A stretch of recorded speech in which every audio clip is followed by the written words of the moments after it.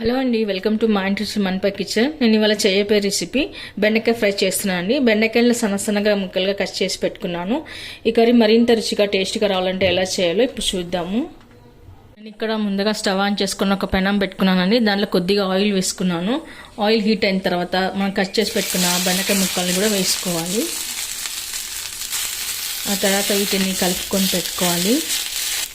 ఆ తర్వాత ఇప్పుడు మరి కొద్దిగా ఆయిల్ వేసుకోవాలి. ఆ తర్వాత ఇప్పుడు కొద్దిగా సాల్ట్ వేసుకోవాలి. ఇప్పుడు బెండకాయలు ఉన్న జిగిపోయే వరకు మనం ఇలా ఎంపుకొని పెట్టుకోవాలి. బెండకాయలను జిగిపోయి బెండకాయలు దగ్గర పడే వరకు కలుపుతూనే ఉండాలండి. అడిగంటకుండా మాడిపోకుండా మనం కలుపుతుండాలి. దగ్గర పడే వరకు కలుపుకొని పెట్టుకోవాలి. ఇప్పుడు బెండకాయల మగ్గి దగ్గర పడ్డ తర్వాత మనం ఒక ప్లేట్లోకి తీసుకొని పెట్టుకుందాము. ఓకే అండి, ఇక్కడ స్టవ్ ఆన్ చేసుకొని ఒక కడాయి పెట్టుకొని 1 టేబుల్ స్పూన్ దాకా ఆయిల్ వేసుకున్నాను. ఆయిల్ హీట్ ఎక్కిన తర్వాత 1 టీ స్పూన్ మినపగుళ్ళు వేసుకుందాము. ఆ తర్వాత అందులో ఇప్పుడు కొద్దిగా క్యాష్యూ నట్స్ కూడా వేసుకుందాము. అలాగే ఇప్పుడు జీలకర్ర కూడా వేసుకుందాము.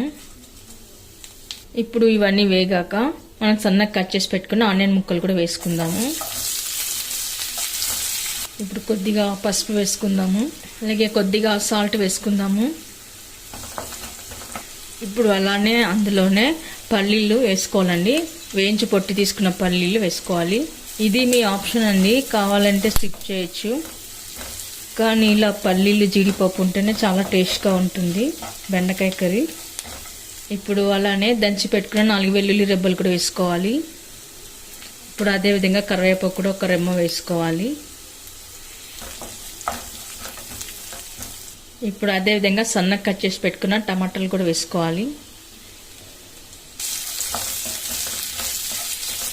ఇప్పుడు టమాటాలు కాస్త మగ్గిన తర్వాత బెండకాయ ముక్కలు వేసుకోవాలి. ఆ తర్వాత ఒకసారి బాగా కలుపుకోవాలి. కలుపుకొని పెట్టుకున్న తర్వాత రెడ్ చిల్లీ పౌడర్ వేసుకోవాలండి. కారం పొడి వేసుకోవాలి. మీకు ఎంత కారం కావాలో అంత చూసి వేసుకోండి. ఆ తర్వాత మనం ఇందాక వేసుకున్నాం కదా, ఉప్పు చూసి వేసుకోవాలి. మీకు ఎంత కావాలో చూసి వేసుకోండి.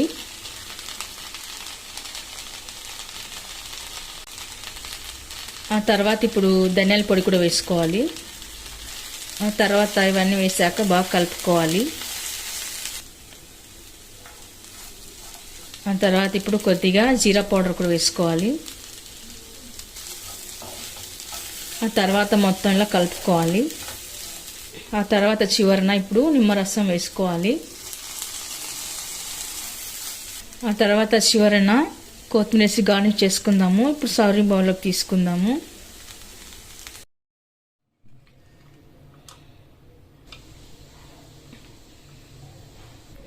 ఓకే అండి, చూసారుగా ఈ కర్రీ రైస్లోకి, చపాతీలోకి, రోటీల్లోకి, పుల్కలోకి అన్నిటిలోకి చాలా బాగుంటుంది. సైడ్ డిష్గా కూడా చాలా బాగుంటుంది బెండకాయ ఫ్రై.